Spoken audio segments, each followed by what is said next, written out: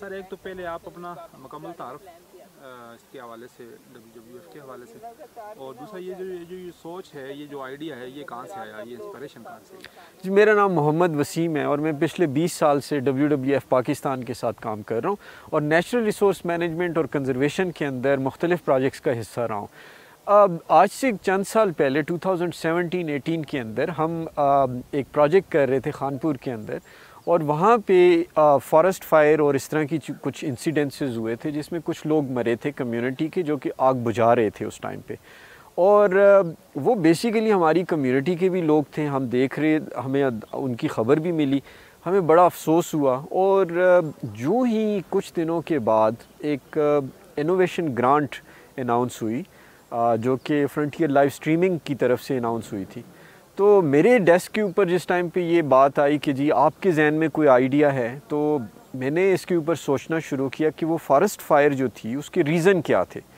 اور اس ریزنز میں وہ لوگ مرے کیوں، آگ بجھانے والا کیوں مرا۔ تو مجھے یہ سمجھ آئی اور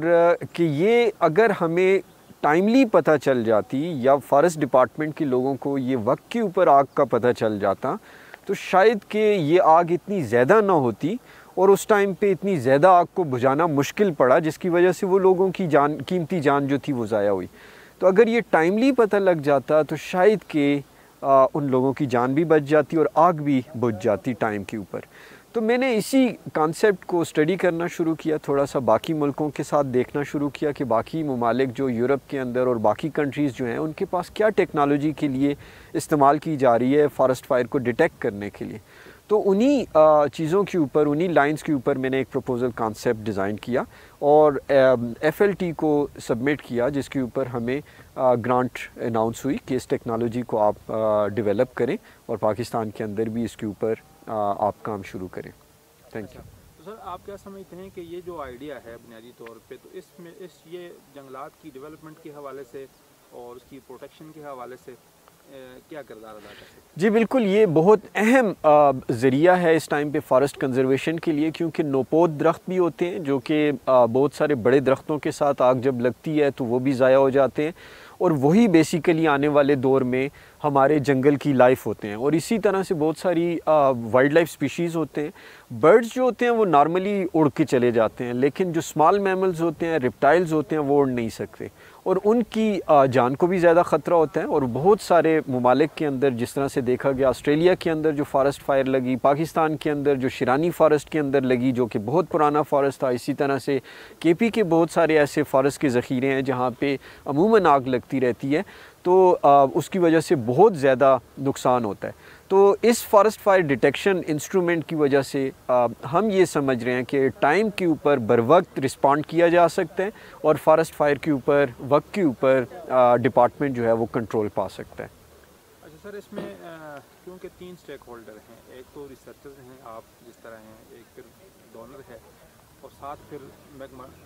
جنگلات ہے، تو آپ کیا سمجھتے ہیں کہ جب بھی کوئی نئی ٹیکنالوجی آتی ہے یا نئی کوئی انوویٹیو آئیڈیا آتا ہے، تو اس میں ایک تو یونیورسٹیوں کا یا ریسرچرز کا کردار ہوتا ہے، دوسرا سوسائٹی کا جو یوزرز ہیں، اس کے جو بینیفیشریز ہیں، یا پھر وہ ڈپارٹمنٹ ہے جو ڈائریکٹ اسٹیک ہولڈر ہے، تو اس میں اویئرنیس کے حوالے سے، چونکہ ان کی وہ جو ٹیکنیکل کیپیسٹی ہے، پھر جو لوگوں کو اس حوالے سے آگاہی دینے کے حوالے سے آپ کیا سمجھتے ہیں، کون کون سے وہ اقدامات ہیں جو آپ سجیسٹ کرتے ہیں؟ جی ہاں بالکل، یہ ابھی جو انوویٹیو ٹیکنالوجی کے اوپر جو بات کی جا رہی ہے، یہ ٹرائیپارٹائٹ ایگریمنٹ کے تحت ہو رہا ہے۔ بیسیکلی لمس یونیورسٹی، WWF جو کہ سول سوسائٹی کی ریپرزنٹیٹیو ہے، یہ کمیونٹیز کے لیے کام کر رہی ہوتی ہے، اور اسٹیک ہولڈر جو مین اسٹیک ہولڈر ہے جو فارسٹ ڈپارٹمنٹ ہے، تینوں انسٹیٹیوٹ کے ملاپ کی وجہ سے یہ ممکن ہو سکی ہے اس ٹائم پہ۔ اور ہم بھی یہ سمجھتے ہیں کہ جو ریسرچر ہے اس نے تھنک کرنا ہے، اس نے سوچنا ہے، کمیونٹی نے اپنا ایشو مدعا اپنا بیان کرنا ہے، اور جو مین اسٹیک ہولڈر ہوتا ہے وہ کسٹوڈین ڈپارٹمنٹ ہوتا ہے، اور انہی کی ایفرٹس کو ہم سمجھتے ہیں کہ سسٹینیبل ہوتی ہیں، اور اسی وجہ سے آگے فیوچر میں ان چیزوں کے اوپر عمل درآمد کیا جا سکتا ہے۔ بہت شکریہ سر، اگر آپ اپنا کوئی میسیج دینا چاہیں اس حوالے سے، چونکہ آپ اس ریجن میں آئے، شاید فرسٹ ٹائم آئے ہوں، تو اس کی خوبصورتی کے حوالے سے، اس خوبصورتی کو قائم رکھنے کے حوالے سے، چونکہ آپ نے تو ایک ایفرٹ کی ہے، مگر ہم تو ڈائریکٹ اس बेनिफिशियरी हैं उसके इस एनवायरनमेंट के? जी हाँ, बिल्कुल, ये हमारे बहुत खूबसूरत और बड़े बेहतरीन किस्म के जंगलात हैं। इसके अंदर इकोसिस्टम और नेचुरल जो बैलेंस है वो एग्जिस्ट करता है। हमें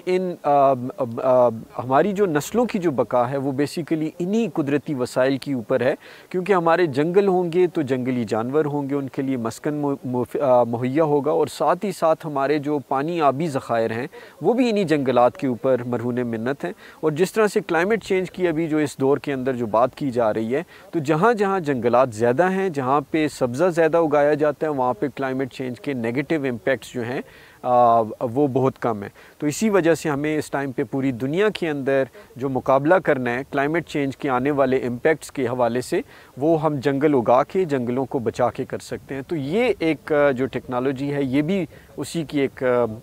रास्ता है जिसमें हम बहुत सारी चीज़ें अपनी बचा सकते हैं और फ्यूचर अपना बहाल कर सकते हैं। Thank you. बहुत शुक्रिया सर, बहुत शुक्रिया, थैंक यू।